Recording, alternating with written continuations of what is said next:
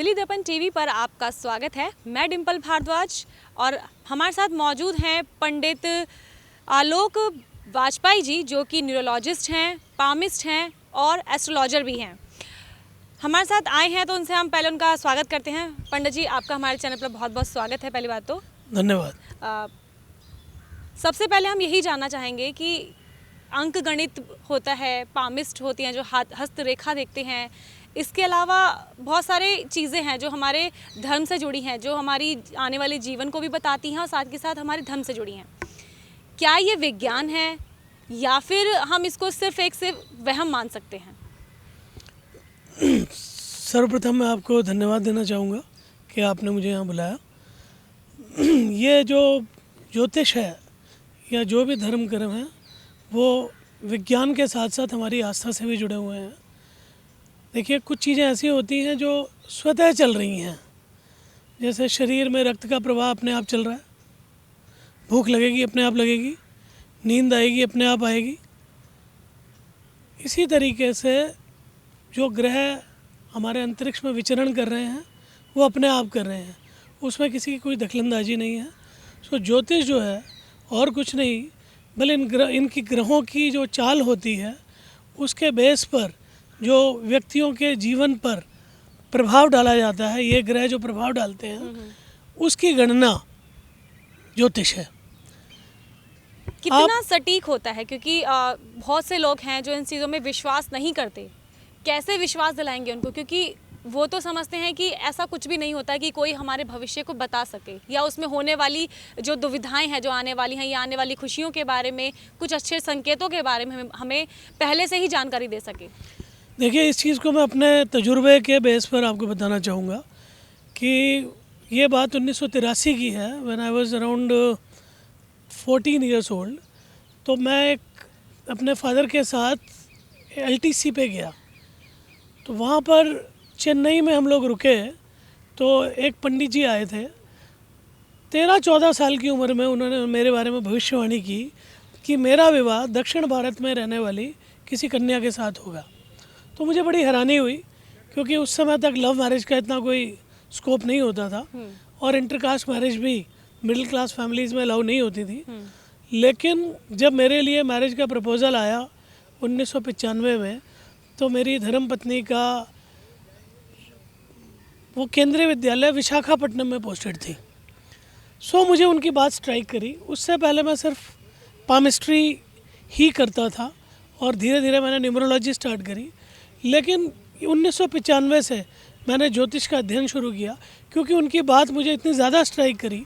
मुझे लगा ये दिशा निर्धारित कैसे कर दी उन्होंने, वो भी जब मैं 12-13 साल की उम्र का था। तब उन्होंने ये बात बोली थी कि दक्षिण भारत में आपका विवाह होगा। तो इससे तो मुझे लगा कि ये 100% विज्ञान है। और इसके अलावा जीवन में बहुत सारी चीज़ें हैं, बहुत सारी क्या, लगभग सभी चीज़ें ऐसी हैं जो जब तक समय नहीं आता तब तक नहीं होती। मैंने बहुत सारे बच्चों को देखा है जिनकी उम्र आज की डेट में 40 साल की उम्र तक हो गई है, अभी भी वो अविवाहित है। और ऐसा नहीं है कि उनकी कोई क्वालिफ़िकेशन नहीं है, उनके पास नौकरी नहीं है, लेकिन नहीं, उनको अपने मनपसंद का जीवन साथी मिलता ही नहीं है।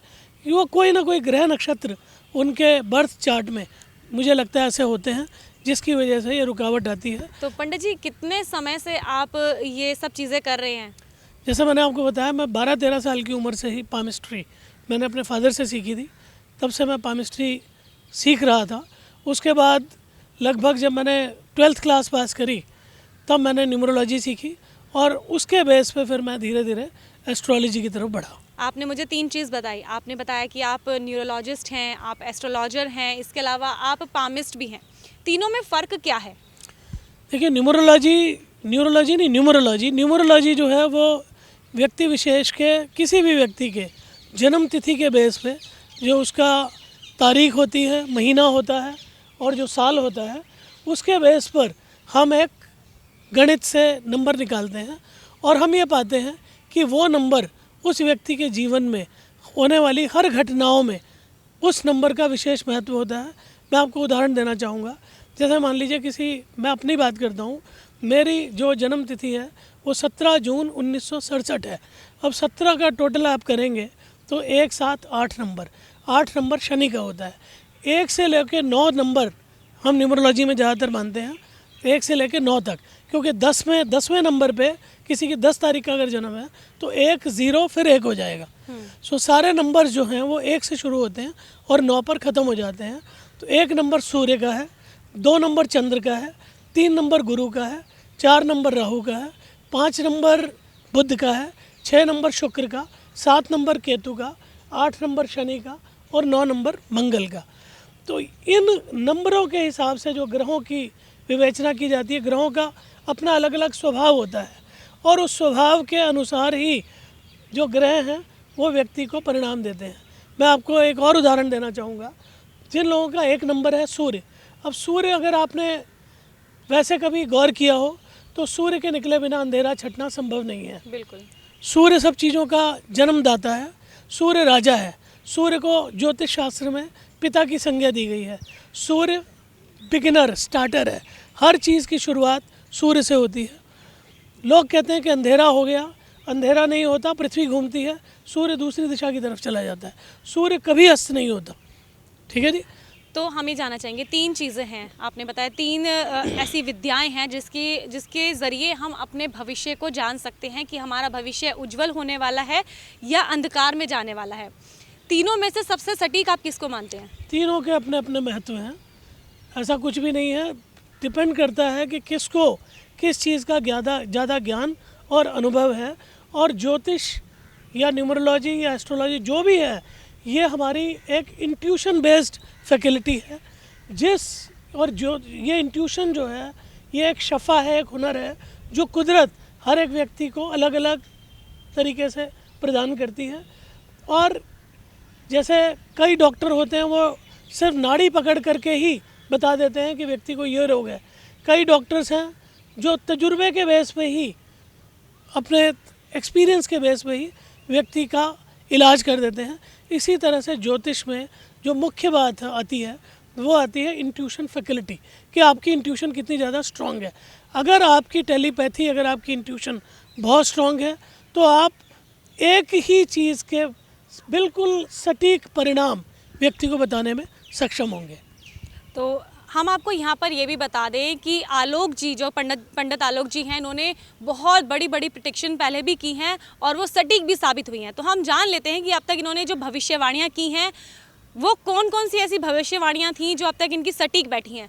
ऐसी कौन कौन सी आपने प्रेडिक्शंस की जो बीते समय में पूरी तरह से सटीक साबित हुई? देखिए, जब भी कोई सौर मंडल में बड़े बड़े ग्रह आपस में एक साथ बैठते हैं तो दूरगामी परिणाम लेके आते हैं। मैंने कई लोगों को जो ज्योतिष को मजाक के तौर पर लेते हैं, अक्सर जब उनके ऊपर कोई विपदा आती है तो वो सीरियस हो जाते हैं, क्योंकि ज्योतिष को लोग तभी मानते हैं जब कोई ऐसी समस्या आती है जो उनके अवेलेबल रिसोर्सेज से रिजॉल्व नहीं हो रही होती, तब उनका विश्वास धर्म कर्म या ज्योतिष की तरफ जाता है। वरना ज़्यादातर लोग ज्योतिष को मजाक के तौर पे ही लेते हैं, या हद से हद एक क्यूरियोसिटी के sake, just for the sake of curiosity, उत्सुकता के तौर पर ज्योतिष को लोग जानना पसंद करते हैं। जो स्कूल कॉलेज में पढ़ने वाले बच्चे होते हैं उनको, because they are very curious to know about their future, तो उनको सिर्फ यही रहता है कि मेरा कैरियर क्या होगा, मैं किस साइड पढ़ाई करूँगा, मेरा फ्यूचर क्या रहेगा, उस चीज़ को, वो भी सिर्फ just for the sake of curiosity. ठीक है। बट धीरे धीरे लोगों का इंटरेस्ट तब डेवलप होता है, आप किसी भी चीज़ में आपका इंटरेस्ट तब डेवलप होगा जब आप उसकी सार्थकता को एक्सपीरियंस करेंगे। जब तक आप अनुभव नहीं करेंगे, तब तक आपको वो चीज़ इतनी इंटरेस्टिंग नहीं लगेगी। कुछ प्रेडिक्शंस हम जानना चाहेंगे। हाँ जी, तो बात कर रहे थे हम प्रेडिक्शंस की। तो अभी कोरोना वायरस फैल गया, मैंने व्हाट्सएप में, सोशल मीडिया में कई जगह देखा है, लोग मजाक में ज्योतिष के बारे में बोलते रहते हैं कि किसी ज्योतिषी ने इसके संबंध में कोई टीका टिप्पणी या भविष्यवाणी नहीं की। तो मैं आपको ये बताना चाहूँगा, ये लोगों को बहुत बड़ी गलतफहमी है। लोग इन चीज़ों को सीरियसली तब लेते हैं, मैंने आपको पहले भी बोला, जब तक कोई मुसीबत ऐसी नहीं आ जाती जो उनके अवेलेबल रिसोर्सेज से या उनकी जो भी साइंटिफिक बिलीव्स हैं उनसे हट करके, जब उनको लगता है कि हमारी साइंटिफिक बिलीव्स भी इस समस्या का समाधान करने में सक्षम नहीं है, इवन मेडिकल साइंस भी पंगु हो जाती है, तब उनका विश्वास या उनका रुझान प्रकृति की तरफ या धर्म की तरफ, इन चीज़ों की तरफ बढ़ता है। तो आपको अगर याद होगा, जिन दिनों ट्रम्प साहब इंडिया आए थे, तब वायुमंडल में 3 ग्रह, बहुत इम्पोर्टेंट ग्रह, सूर्य, शनि और गुरु एक साथ बैठे थे। ये बात है दिसंबर की। हाँ जी। दिसंबर के महीने में सूर्य, शनि, राहु 2019 दिसंबर को सूर्य, शनि, राहु, सूर्य, शनि, गुरु तीनों इकट्ठे बैठे थे। जब ये तीनों ग्रह, अब अगर आप देखें तो समाज में बड़े एक वर्ग को प्रभावित करने वाले ग्रह कौन कौन से हैं, तो सबसे ज़्यादा प्रभावित करता है सूर्य, जो पूरे सौरमंडल में हर समय विद्यमान रहता है। दूसरा जो ग्रह आम जनमानस को प्रभावित करता है वो है शनि। वो स्लो मूविंग प्लैनेट है, धीरे धीरे चलता है। शनि शब्द का अर्थ संस्कृत में शनै शनै से निकला है। शनै शनै मतलब धीरे धीरे। तो जो कोई भी गतिविधियाँ जिनका दूरगामी असर इस धरातल पर, जनमानस पर होता है, वो सब शनि के प्रभाव से ही होते हैं। इसी तरह से गुरु जो है 13 महीने एक राशि में रहता है, और गुरु ज्ञान का, भक्ति का, फाइनेंस का, मैनेजमेंट का, इन सब चीज़ों का कारक है। बिना फाइनेंस और मैनेजमेंट के, बिना ज्ञान के ये पृथ्वी जो है वो गुणों से रहित हो जाएगी। अभी पिछले 1 साल में कोरोना ने की वजह से जितना फाइनेंस पे असर पड़ा है, ये दुनिया देख रही है। इसका कारण गुरु की टेढ़ी चाल ही थी, क्योंकि शनि, गुरु, राहु, और इसका जिक्र हमारे पंचांग में महामारी के रूप में आया है। लेकिन लोग ये सोचते हैं कि ज्योतिषी जी जो हैं वो एक पर्टिकुलर डिजीज़ को बोलेंगे, लेकिन ऐसा कुछ नहीं होता। ये राहु जो है वो सीक्रेटिव प्लैनेट होता है। Anything that is secretive, anything that is unknown is because of Rahu. Rahu in English is taken as dragon's head. Dragon's head का मतलब, अगर हम अपने पुराणों की बात करें तो देवताओं के बीच में जब विश्व अमृत मंथन चल रहा था, तो 2 दैत्य वो देवताओं के वेश में आकर के बैठ गए थे और उन्होंने गलती से अमृत पान कर लिया। उसके बाद भगवान विष्णु के सुदर्शन चक्र ने उनका सिर और धड़ अलग कर दिया, लेकिन अमृत के प्रभाव की वजह से वो बच गए। और जो सिर है वो राहु है और धड़ जो है वो केतु है।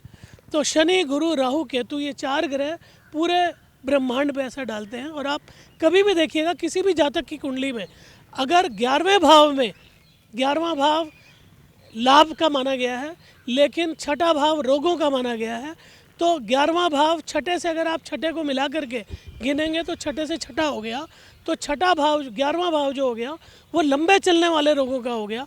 तो जिस किसी भी जातक की कुंडली में शनि, केतु, राहु, गुरु ये 11वें भाव में आ जाते हैं, वो किसी न किसी लंबी बीमारी से अवश्य ग्रसित रहता है। तो हम आपको यहाँ पर ये भी बता दें कि अगर आप पंडित आलोक जी से कुछ सवाल जानना चाहते हैं, अपने बारे में कुछ भी जानकारी जानना चाहते हैं, तो स्क्रीन पर इनके नंबर फ्लैश हो रहे हैं। साथ के साथ अगर आप इनसे मुलाकात करना चाहते हैं तो इनका जो एड्रेस है वो भी आपको हमारी स्क्रीन पर नज़र आ रहा होगा, तो इनके ज़रिए आप इनसे मिल सकते हैं। अब हम जान लेते हैं कि इस वर्ष यानी 2021 में कैसा रहने वाला है ये साल। पंडित जी, इस बार 2021 आया है, बहुत समय बाद लोगों को इंतज़ार था कि, क्योंकि एक पिछला जो साल बीता है लंबा समय की तरह बीता है, तो इसलिए हम कह रहे हैं कि एक बहुत समय बाद एक ऐसा साल आया है जिसकी काफ़ी लोग इंतज़ार करते हैं। लेकिन ये साल 2021 कैसा रहने वाला है? देखिए, 2021 को न्यूमरोलॉजिकली अगर आप टोटल करें तो 2021 इसका टोटल 5 बनता है। 5 नंबर जो है वो बुध का कारक है। अब बुध एक ऐसा ग्रह है जिसका संबंध कम्युनिकेशन से है। तो इस साल कम्युनिकेशन से संबंधित जो भी प्रक्रियाएं हैं, जो भी चीज़ें हैं, वो फलीभूत होंगी। अब चाहे उसमें मैं आपको एग्जांपल देता हूँ, चाहे कम्युनिकेशन गैप हो जाए लोगों का आपस में, समाज में, देश में, लोग कहें कुछ, लोग समझें कुछ, ठीक है जी। इसी प्रकार मीडिया, इसी प्रकार कम्युनिकेशन टेक्नोलॉजी, मतलब जो भी कुछ कम्युनिकेशन से संबंधित है, वहाँ पर बड़े दूरगामी परिणाम 2021 में आने वाले हैं। और 2 नंबर जो है, एक जो मैं बता रहा था, 2 नंबर चंद्रमा का है। चंद्रमा जो है वो मेडिसिन का कारक होता है। चंद्रमा जो है वो पानी या ओवरसीज़ से कनेक्टेड जो भी कोई एक्टिविटी होती है उसमें चंद्रमा का हम बल परखते हैं। किसी भी व्यक्ति को अगर विदेश जाना है तो हम ये देखते हैं कि उसकी कुंडली में चंद्रमा कितना प्रभावशाली है। जो लोग नेवी में काम करते हैं, मर्चेंट नेवी में काम करते हैं, जो सी से कनेक्टेड रहते हैं, उन सब का चंद्रमा जो है बड़ा प्रभावी रहता है। सो 2 नंबर चंद्रमा का, 0 की कोई वैल्यू नहीं है। 2 नंबर फिर चंद्रमा का आ गया। 1 नंबर सूर्य का। अब सूर्य जैसे मैंने आपको बोला राजा का कारक है, सूर्य प्रधानमंत्री का कारक है। सूर्य जितने बड़े बड़े नौकरशाह होते हैं जिनके हाथ में डिसीजन मेकिंग, पॉलिसी मेकिंग होती है, उनका कारक है। तो ये टोटल मिला के 5 हो गया। 5 नंबर मरकरी का हो गया, बुध का हो गया। तो बुध जो है वो कम्युनिकेशन का कारक है। तो ये पूरा साल, अब जन्म कुंडली में अगर हम बात करें तो इस समय राहु जो है वो वृषभ राशि में उच्च के होकर के विद्यमान है। अब राहु जो है वो मासिस का कारक है, जैसे मैंने बताया। राहु अपोजिशन का कारक है, राहु हिस्ट्री का कारक है, राहु मीन मेक का कारक है, राहु पूर्वजों का कारक है। राहु का मतलब है सारे नंबर 0 से 100 की ओर अग्रसर होते हैं। तो राहु जो है वो 0 से 100 की तरफ, 100 से 0 की तरफ जाता है। राहु बीती हुई बातों को ज़्यादा उठाता है। तो इस समय विपक्ष पुरानी बातों को ज़्यादा उठाएगा। इस समय सीक्रेटिव प्रॉब्लम्स ज़्यादा आएंगी जिसमें लोगों को समझ में नहीं आएगा, या देश के प्रति षड्यंत्र उसके होने की भी संभावना है। और जितने भी आप ये कह लीजिए अनुभव लोगों को, चाहे वो भारतीय अर्थव्यवस्था में हो, ऐसे ऐसे अनुभव होंगे जो आज तक पहले कभी नहीं हुए। राहु जो है पुरानी चली आ रही, अच्छे होने वाले हैं या फिर कुछ गंभीर विषय भी हो सकते हैं? देखिए, हर चीज़ का अच्छा और बुरा परिणाम होता है। जैसे कोरोना वायरस आया, इसकी कुछ अच्छाइयाँ भी हुई, इसकी कुछ बुराइयाँ लोगों को ज़्यादा समझ में आ रही है, लेकिन इसकी कुछ अच्छाइयाँ भी हुई हैं। इसमें सबसे बड़ी अच्छाई ये हुई है कि लोगों ने जो अति मचा रखी थी हर चीज़ की, चाहे वो खाने पीने की चीज़ों को लेकर के हो, चाहे वो डिसिप्लिन को लेकर के हो, लोगों को पैसा की इतनी होड़ लगी हुई थी, वो सब इस महामारी ने पैसे की ताकत को ज़ीरो करके रख दिया और ये बता दिया जान है तो जहान है। ठीक है जी, ठीक है। हम ये भी जानना चाहेंगे कि राजनीति में इस बार क्या कुछ उठापटक होगी 2021 में? देखिए, 2021 में जैसे मैंने बताया कि हालांकि सरकार के सामने चुनौतियां आएंगी, लेकिन मुझे लगता नहीं है कि सरकार को कोई संकट आने वाला है। बल्कि जहां तक मैं देख पा रहा हूं, अपोजिशन जो भी काम करेगा उसका काम सिर्फ षड्यंत्र। मैं ऐसा नहीं कि इस देश में अपोजिशन के खिलाफ हूँ या किसी व्यक्तिगत या किसी व्यक्ति के फेवर में हूँ या मैं किसी पार्टी को विरोध करता हूँ, मैं सिर्फ ग्रहों की बात कर रहा हूँ। तो राहु अपोजिशन का कारक है। सो अपोजिशन कुछ ऐसे कुचक्र चलने की कोशिश करेगा। अब उसमें अपोजिशन में जिन स्टेट्स में भारतीय जनता पार्टी है तो वो भी कुचक्र फैलाएगी, जिन प्रदेशों में कांग्रेस या शिवसेना है वो भी कुचक्र फैलाएगी, जिन प्रदेशों में और दूसरी पार्टियां हैं, जो भी अपोजिशन में होगा, मैं बात किसी व्यक्ति विशेष की नहीं कर रहा हूँ, जो भी व्यक्ति अपोजिशन में होगा, जो भी पार्टी अपोजिशन में होगी, वो किसी ना किसी कुचक्र को अंजाम देगी। इसका कारण होगा अस्थिरता और दंगे, कर्फ्यू, ये ज़्यादा रहेंगे। लोग ज़्यादातर घरों में रहेंगे और सड़क पे निकलेंगे भी तो रैली करने के लिए, विरोध करने के लिए जनमानस का सैलाब उतरेगा और ज़्यादातर जो विरोध होंगे वो राजनीतिक होंगे। राजनीतिक के अंदर तो पता चल गया है कि राजनीति में इस बार विरोध देखने को मिलेगा। अब सवाल ये है, क्योंकि बीता साल बहुत ज़्यादा खतरनाक रहा सभी के लिए, क्योंकि कोरोना वायरस जैसी बड़ी महामारी पूरे विश्व ने झेली। अब ऐसे में 2021 में क्या हालात होने वाले हैं उस पर जानते हैं। क्या 2021 में कोई महामारी एक बार फिर पैर पसारेगी या फिर ये साल अंतिम साल होगा इस तरह की महामारियों को झेलने के लिए? देखिए, शनि और गुरु अभी भी दोनों के दोनों मकर राशि में विद्यमान है और राहु उच्च का है। तो एक बीमारी ख़त्म होगी, दूसरी पैदा हो जाएगी। एक बीमारी ख़त्म होगी, लोगों को लगेगा कि हमारे को इस बीमारी से मुक्ति मिल गई है। अभी आपने देखा होगा कोरोना वायरस जैसे ख़त्म हुआ बर्ड फ्लू, और एक कोरोना का नया रूप धीरे धीरे आ रहा है। और कई देशों में जिन्होंने कभी मैं बात कर रहा हूँ बहुत बहुत अमीर देश, जर्मनी, यूके, यूएस।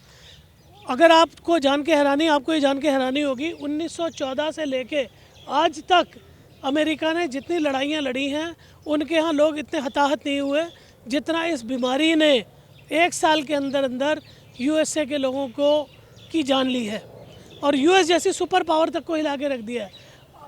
यूके का पूरा मेडिकल सिस्टम हिल गया। साउथ कोरिया, जर्मनी में लगभग डेली, अगर आप गूगल सर्च में जाएंगे तो आप देखेंगे डेली वहाँ की आबादी के हिसाब से एक बहुत बड़ी संख्या है, हालांकि हिंदुस्तान में इसको इतना नहीं पता लगेगा।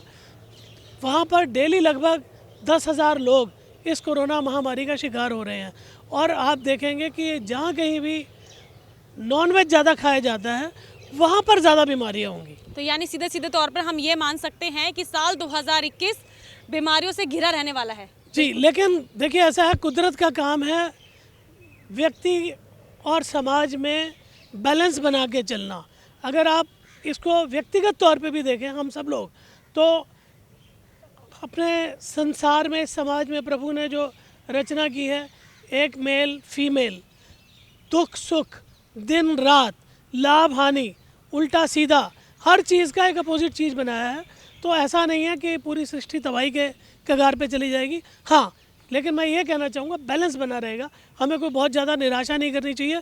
इससे पहले भी महामारियाँ आई हैं, इससे पहले भी वर्ल्ड वॉर हुई है, ठीक है ना। लेकिन न्यूक्लियर टेक्नोलॉजी आना एक अलग चीज़ है और न्यूक्लियर बटन दबना एक अलग चीज़ है।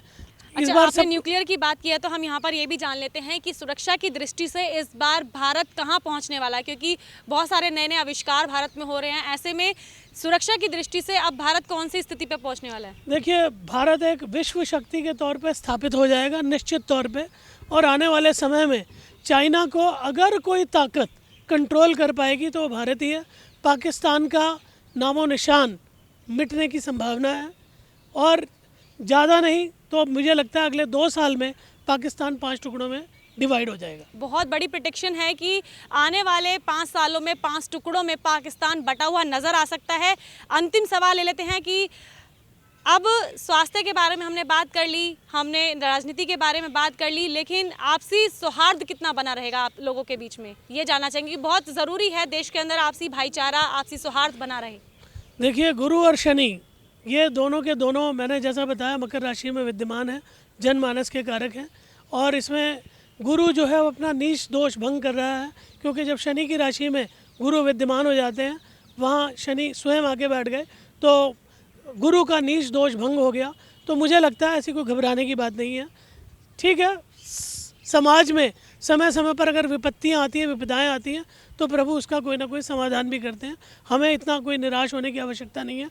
हम लोगों को सबसे ज़्यादा जो ज़रूरी चीज़ है वो है अपने नियम और धर्म का पालन करते रहना। और इसका यह मतलब नहीं है कि हम इसके लिए किसी दूसरे का नुकसान करें। जो भी हमारी मॉरल वैल्यूज़ हैं हम उनको समझें, यही प्रकृति बार बार संदेश दे रही है। तो ये थे पंडित आलोक बाजपेयी जी, जिन्होंने बहुत सारे जो चीज़ें हैं साल 2021 में जो होने वाली हैं उसको साफ किया है यहाँ पर। ऐसे तमाम विषय हम पंडित जी के पास लगातार लेकर आते रहेंगे। और अगर आप इनसे कोई सवाल करना चाहते हैं, इनसे जुड़ना चाहते हैं, इनके पास तक पहुँचना चाहते हैं, तो उसकी सभी जानकारी आपको हमारी स्क्रीन पर नज़र आ रही होगी। फिलहाल हम यहीं रोकते हैं इस कार्यक्रम को। नमस्कार। लेटेस्ट खबरों के लिए सब्सक्राइब करें हमारा YouTube चैनल या फिर लॉग ऑन करें www.delhidarpantv.com। खबरों की कवरेज और विज्ञापनों के लिए संपर्क करें इस नंबर पर।